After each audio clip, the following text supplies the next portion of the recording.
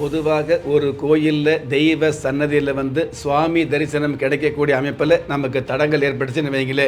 ஒன்று, உங்களுடைய விரத முறைகளில் அல்லது வழிபாட்டு முறைகளில் ஏதாவது சின்ன சின்ன குறை இருக்கலாம் ஒன்று. அல்லது உங்களுடைய ஜாதக ரீதியாகவே இந்த வருஷம் எவ்வளவு தான் விரதம் இருந்தாலும், எவ்வளவு தான் சாமி கும்பிட்டாலும், எவ்வளவு தான் தானம் பண்ணினாலும் இப்போதைக்கு உங்களுக்கு நல்லது நடக்கக்கூடிய அமைப்பு இல்லை அப்படிங்கிற விஷயத்தை எதுக்காக சொல்கிறோம் அப்படின்னா, இந்த விரதம் அப்படிங்கிறது இந்த வருஷம் இருக்கிறீங்க. ஆனால் உங்களுக்கு இந்த வருஷம் சரியில்லாத காலம் அப்படிங்கிறது உங்களுடைய வயிற்றில், அதாவது கரு உருவாகும் போதே, நீங்கள் வயிற்றில் இருக்கும் பொழுதே உங்களுக்கு விதிக்கப்பட்டிருக்குது அப்படிங்கிறது உண்மை.